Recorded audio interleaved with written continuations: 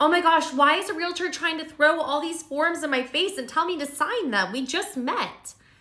Well, friend, we're kind of required to by law, but let's take a step back and let's break it down. It doesn't have to be scary. Let's talk about it. The first form that you should be seeing is called the Information About Brokerage Services Disclosure. Because look, if you want to buy, sell, or lease real estate through a real estate professional in the state of Texas, this is a form you are going to see and are going to be asked to sign. Oh my gosh, look at all those little tiny words and sentences. And y'all, I know they put all those little tiny words on there so they could fit it all into one tiny little page so it would be a little less intimidating for you guys to sign. But this isn't even an agreement or a contract. It's a disclosure.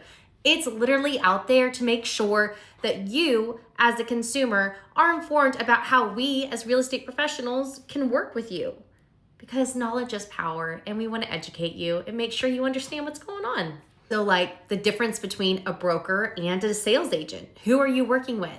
A sales agent, or basically a real estate licensee, real estate agent, realtor, someone who has their real estate license, but they cannot practice real estate without that license being underneath a sponsoring broker, someone who has taken even more education and passed an even harder test to get their broker's license. And did you know that we have minimum duties and responsibilities that we are required by law to you as our client? Now, spoiler alert, you are a client when you sign a representation agreement. Before that, you're a customer, but we'll get to that later. So when you are our client, we have a fiduciary responsibility to you, which means that we have to put your interest above our own. That is required by law. Also, any material information that we know, we have to disclose to you. There's no hiding some secret sauce or secret stuff that we learned about the house just to make the sale go through. That's a giant no-no. If we know about it, you got to know about it too. If you ask questions, we also have to answer those. I think it's silly it's in there, but we got to answer your questions. We have to submit any offers and any counter offers that you want us to on your behalf. And last is we have to treat all parties fairly and honestly. So whether we represent the other side or not, we still have to treat them fairly. Seems pretty straightforward. This is why you get all the paperwork.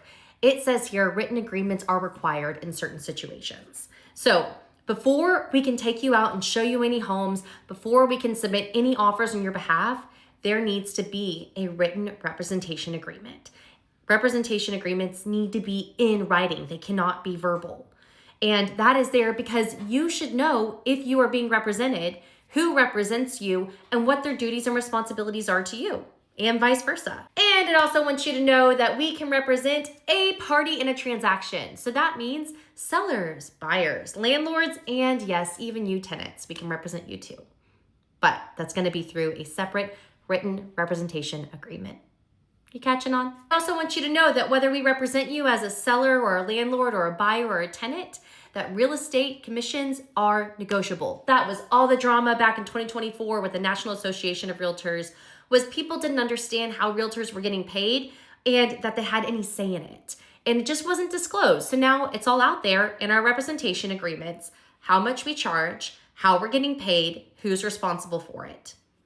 Now you know, no secrets. Then we have intermediary, which I'll make a separate video on sometime, but long story short, it's when the broker represents both sides. Because remember, sales agents have to operate underneath a broker. So like I'm with eXp Realty, and eXp is very large. So there's a really strong chance that if I'm representing you as a buyer or a seller, that the agent on the other side could be with eXp Realty also. So if that were the case, we are now an intermediary. But you guys have to sign off on it and agree to it. And now we talked about it before, there are some cases in which a written agreement is not required for showing.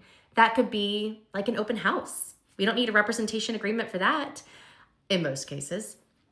And when I'm a listing agent, if you call me on my sign, yeah, I can show you my listing. Understand though, I represent the seller. So don't tell me anything you don't want the seller to know because my duties and obligations are to them. They're my client.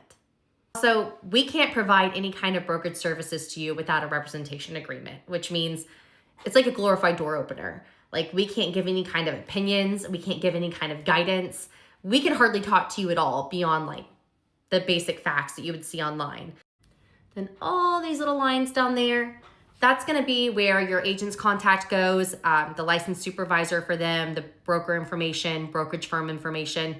You should have access to this. It should be easy for you to find without going off and having to Google and deep dive for it. It's there for you in case you need it. Whew, if you guys hung out for all, kudos to you. I hope that this was helpful, help break it down for you.